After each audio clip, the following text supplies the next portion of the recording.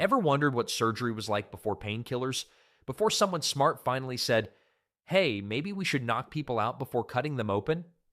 Well, medieval surgery was basically a horror show where staying alive was considered a five-star review. Back in medieval times, surgery wasn't just a medical procedure. It was basically the hottest ticket in town. People would actually line up to watch someone get their leg chopped off or a tumor removed. I guess when you don't have Netflix, you take what entertainment you can get. Medieval surgery was about as pleasant as getting hit by a horse-drawn carriage. Twice. These doctors had absolutely no clue about basic things we take for granted today. They didn't know about nerve endings, which meant they couldn't figure out why people kept screaming when they stuck knives into them. Shocking, right? And don't even get me started on hygiene. Their idea of sterilizing equipment was giving it a quick wipe on their probably not-so-clean shirt. Here's a fact that'll make you appreciate modern medicine. Around 80% of medieval surgery patients died not from the actual surgery, but from the infections that followed. These surgeons would operate with the same unwashed tools they'd used on their last 10 patients, wearing clothes that hadn't seen soap since the last crusade. It's like they were running a buy one surgery, get one infection free special. But some medieval surgeons were actually celebrities. I'm not kidding, people would travel for days just to get cut open by a specific famous surgeon. It's like medieval influencer culture, except instead of promoting beauty products, these guys were promoting their ability to saw off your leg in under a minute. Some patients would literally pay extra to get operated on by a particular surgeon, even though their chances of survival were about the same as winning a sword fight against a dragon. And speaking of survival, you'd think these medieval doctors would at least try to make things less painful for their patients. Well, they did try, sort of. Some of their attempts at pain relief were so bizarre you'd think they were making it up as they went along. Like that time they figured out that freezing someone half to death might actually help with the pain. They discovered that extreme cold could actually help with pain, though calling it a discovery might be giving them too much credit. It was more like, hey, this soldier who's been lying in the snow for 6 hours isn't screaming as much when we cut his leg off. The whole thing started with battlefield surgeons who had no choice but to operate in terrible conditions. Picture this poor doctor, probably wearing 6 layers of wool because medieval fashion was all about that layered look, trying to save soldiers in the middle of winter. They started noticing something weird. The soldiers who'd been lying in the snow for hours were much easier to operate on. Not because they were braver or tougher, but because their limbs were basically frozen solid. Fun fact, records from the 13th century show that one particularly clever surgeon named Heinrich von Freund actually wrote about packing wounds with snow before operations. He was basically the medieval version of an ice pack enthusiast. Got a broken arm? Put some snow on it. Getting your foot chopped off? More snow? Wife complaining about your surgical obsession? You guessed it, snow. But here's where things get really interesting. These medieval doctors had absolutely no idea how long they could leave someone's body parts in the ice or snow. They were basically playing a very dangerous game of frozen limb roulette. Too little time in the cold and the patient would feel everything.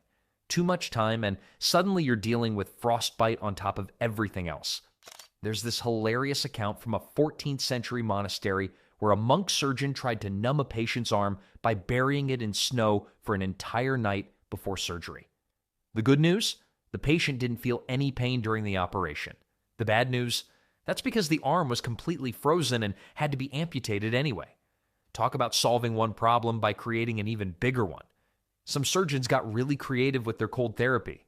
They'd make ice packs out of whatever they could find: snow, crushed ice, or even cold river stones. One particularly resourceful doctor in northern France became famous for his special numbing technique, which basically involved making his patients stand waist deep in a freezing river before surgery. His success rate wasn't great, but at least his patients were very well preserved. According to records from his monastery, he lost more patients to pneumonia than to actual surgical complications, a distinction he was oddly proud of. The really ambitious surgeons tried to combine cold therapy with other pain relief methods. My personal favorite is the story of a German surgeon who would first make his patients sit in the snow, then give them strong ale to drink. His theory was that the cold would numb their bodies while the ale would numb their minds. Surprisingly, this wasn't the worst idea they came up with, though it did lead to a lot of drunk, frozen patients who couldn't feel their toes but were somehow still conscious enough to complain about it. The most entertaining and slightly terrifying records come from a Norwegian surgeon who specialized in what he called winter operations. He would only perform surgeries on the coldest days of the year, making his patients lie in snowbanks until their teeth stopped chattering. According to his notes, this was because a patient who can't feel their own face probably won't feel the knife either. Medieval medical logic at its finest. He even developed a reputation for being the ice doctor and would refuse to operate unless the temperature was below freezing. Patients would actually wait months for winter just to see him, which says a lot about medieval healthcare options. The real problem wasn't just the cold itself, it was the medieval doctors' complete lack of understanding about how the human body works. They had no idea about circulation, frostbite, or why turning someone into a human popsicle might not be the best medical practice.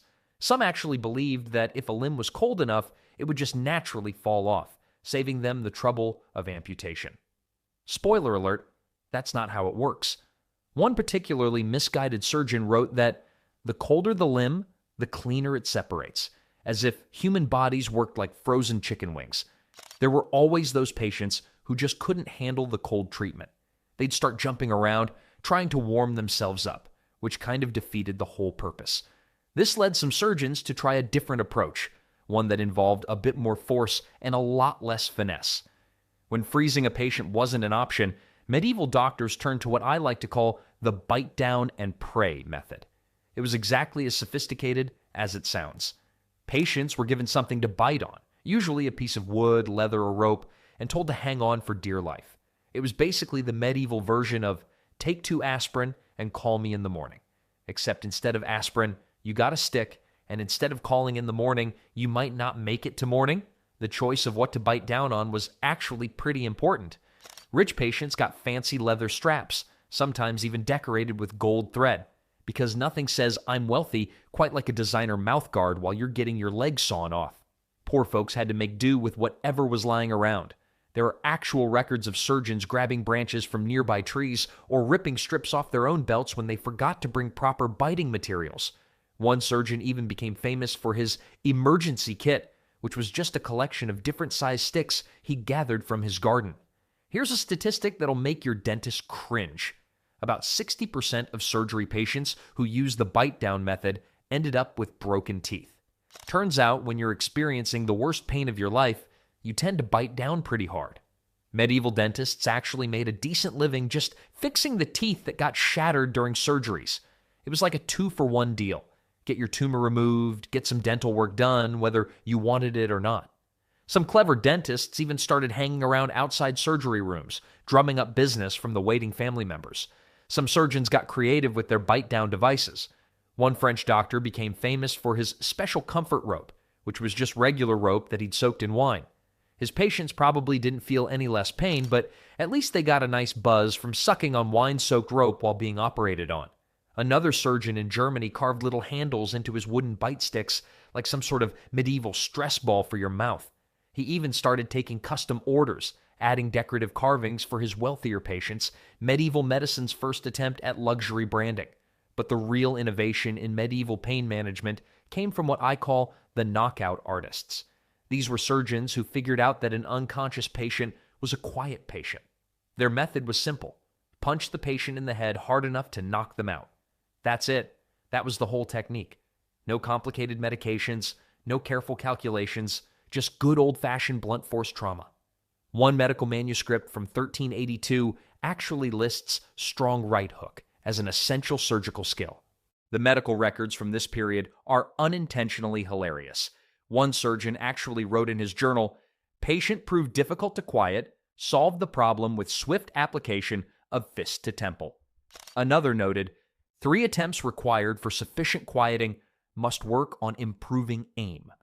These guys were basically treating surgery like a boxing match where only one person was allowed to throw punches. Some even developed their own signature moves like the Southampton silencer or the Norwich nap time tap. The strength of the surgeon became weirdly important. Some hospitals actually hired what they called quieting assistants, Basically, big, strong guys whose only job was to knock patients unconscious. It's probably the only time in medical history where "how hard can you punch" was a legitimate job interview question. One famous surgeon in England was known for his gentle hands during surgery, but mighty fist before it. Talk about a weird job recommendation. There's even a record of a monastery that specifically recruited former blacksmiths as surgical assistants because of their reliable knockout capabilities. Of course, this method had its problems. Sometimes patients were knocked out for way longer than intended. Others woke up in the middle of surgery, which was bad news for everyone involved. There are records of one particularly unfortunate case where a patient woke up, panicked, and headbutted the surgeon, leading to both of them needing medical attention. It was probably the first and only time in history where a patient and doctor simultaneously knocked each other out. The hospital's solution? They started requiring surgeons to wear helmets during operations. Safety first, medieval style. The worst part is that some surgeons actually believed that the harder you hit someone, the less pain they'd feel during surgery. This led to what one medieval medical text delicately called excessive quieting, which is a fancy way of saying they sometimes hit people so hard they caused serious damage.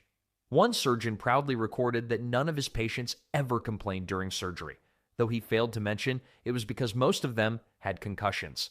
Another wrote a whole treatise on the perfect quieting force, basically a medieval dissertation on how to punch people unconscious without accidentally killing them. By the late medieval period, some doctors started questioning whether punching patients was really the best approach to surgery. A few even suggested that maybe, just maybe, there might be better ways to handle pain than assault. This radical thinking led some surgeons to experiment with a new pain management technique, getting their patients completely drunk. After all, if you can't freeze them or punch them, you might as well help them drink their troubles away. Medieval surgeons loved alcohol almost as much as they loved their saws and knives. The rule was simple. The more serious the surgery, the more booze you needed. Getting a tooth pulled? That's a pint of ale. Losing a leg? Better finish the whole barrel. Records from a London hospital in 1340 showed they spent more money on wine for patients than on actual medical supplies. That's right, their alcohol budget was bigger than their bandage budget. One surgeon even wrote that his hospital went through about 50 barrels of wine a month just for pre-surgery treatment. And this wasn't your fancy modern wine. We're talking about the strong stuff that could probably strip paint off walls. A monastery record shows they actually used the same wine for surgeries and cleaning their floors. Talk about multi-purpose medicine. The patients weren't the only ones drinking, though. Most surgeons operated while completely hammered. They claimed it helped steady their hands, which makes about as much sense as saying a blindfold helps you see better. There's this fantastic complaint letter from 1387 where a patient writes, "The surgeon was so drunk, he tried to amputate my left leg 3 times before someone told him it was my right leg that needed removing." Talk about being bad at following directions.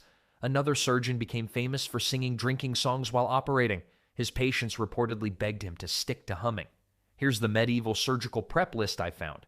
1 saw, 2 knives, 3 barrels of wine. At least they were prepared, right? Some surgeons even had their own special pre-surgery drinking rituals. One guy would only operate after drinking exactly 7 cups of ale. Not 6, not 8, but 7. He probably spent more time counting his drinks than checking his patients. Another insisted on drinking from a lucky copper cup that he claimed improved his surgical skills. Spoiler alert, it didn't. But they completely missed how alcohol actually works. These medieval doctors thought drinking would dull the pain, but anyone who's ever stubbed their toe while drunk knows that's not true.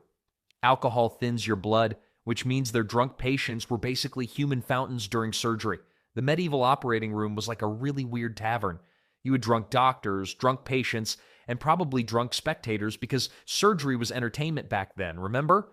Sometimes they'd even have drinking games going on during the operation. There's a record of one surgeon who would take a shot every time his patient screamed. Needless to say, he didn't have a very high success rate. Another hospital had what they called a courage corner, where nervous patients could drink themselves brave before surgery. Some hospitals tried to create recommended drinking guidelines for surgery. These are hilarious to read now. One suggested that tall patients should drink more because the wine needs to reach further. Another recommended different types of alcohol for different surgeries. Beer for minor cuts, wine for broken bones, and strong spirits for amputations.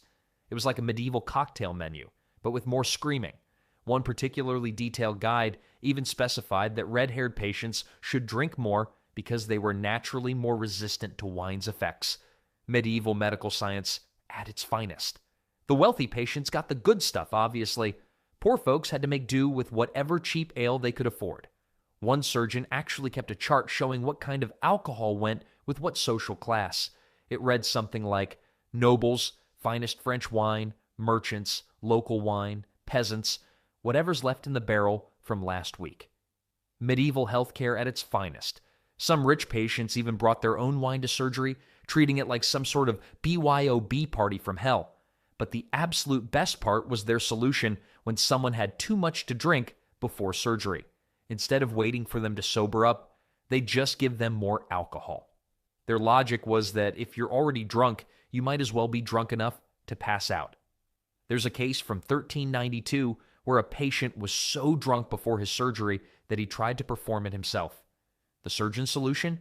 Give him more wine until he can't hold the knife anymore. As more patients started dying from blood loss, some doctors began experimenting with alternatives. They started looking into various herbs and plants that might knock people out without turning them into walking wine barrels. Of course, these experiments came with their own set of problems, like figuring out which plants would make you sleep and which ones would make you sleep forever. These weren't your garden variety plants. We're talking about some seriously potent stuff. Mandrake root, henbane, opium, and nightshade made up their go to sleep or else collection. It was basically a medieval chemistry experiment where the test subjects were very unlucky patients. Getting the dosage right was like trying to juggle flaming torches while riding a horse backward. Technically possible, but probably going to end badly. According to one medical text from 1356, about 1 in 3 patients given these herbal concoctions either stayed awake and felt everything, or went to sleep and never woke up. Those aren't exactly the kind of odds you want to hear before surgery. The scariest part? Some doctors actually bragged about these numbers, claiming they were better than the competition's survival rates. The sleep sponge was their finest invention. Take a regular sponge, soak it in a mixture of opium, mandrake juice, and whatever other questionable plants you could find, then shove it in the patient's face until they pass out. One surgeon wrote proudly about his special recipe that included 17 secret herbs, making him basically the medieval Colonel Sanders of knockout drugs. The only difference, his secret recipe had a much higher death rate. He even tried to franchise his method to other hospitals, but most of them passed when they realized how many patients weren't waking up. Some doctors got really creative with their herb combinations. There's a record of a surgeon who mixed his herbs based on the patient's zodiac sign. If you were a Taurus, you got extra mandrake because apparently bulls needed stronger sedatives. Geminis got a double dose because 2 personalities need twice the herbs. This guy probably should have spent less time studying the stars and more time studying medicine. He kept detailed records of which star signs survive best. Spoiler alert, being an Aries didn't improve your chances. Here's the statistics for you. In one medieval hospital, they went through enough opium in a year to knock out a small army.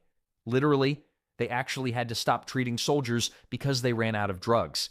The hospital's record keeper noted, "Use the last of the sleeping herbs on Baker with a toothache. Must turn away knights with arrows in their chest." Poor planning. They eventually started growing their own herbs in the hospital garden, which led to some interesting situations when local kids kept trying to steal their medical plants. The rich patients, as usual, got the premium stuff. They had their own artisanal herb mixtures, carefully measured and mixed with expensive spices to mask the taste. Poor folks got what one honest surgeon called whatever weeds we found growing behind the hospital. Sometimes these weeds worked better than the fancy mixtures, which probably says more about medieval medicine than anything else. One nobleman actually demanded his herbs be mixed with gold dust, thinking it would make them more effective. Spoiler, it didn't help, but at least he was unconscious in style. Hallucinations were a common side effect.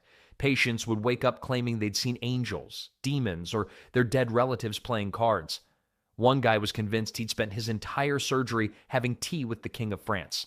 The surgeons usually just nodded along. After all, it was better than having patients wake up screaming about the actual surgery. Some doctors even started keeping track of the most interesting hallucinations, turning their medical records into something more like a dream journal.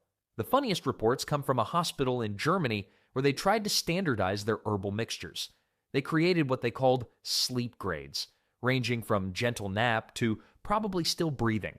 The middle grade was labeled talkative but won't remember, which apparently meant patients would babble nonsense throughout the entire operation. One surgeon kept a journal of his favorite patient ramblings, including a merchant who spent his entire surgery trying to sell imaginary geese to the ceiling. Another patient apparently gave a 3-hour lecture on proper turnip farming while having his leg amputated. But it's worse when some of these herbs were so strong that not only did they knock out the patients, but they also affected anyone standing too close. There are multiple accounts of assistants passing out during surgery because they got too close to the sleep sponge. One hospital had to start tying their surgeons to poles to keep them upright. Medieval workplace safety at its finest. They even developed a rotation system where they'd switch out assistants every few minutes to prevent the whole surgical team from collapsing. The really desperate patients would sometimes try to get their hands on these herbs before surgery and take extra, thinking more was better. This rarely ended well.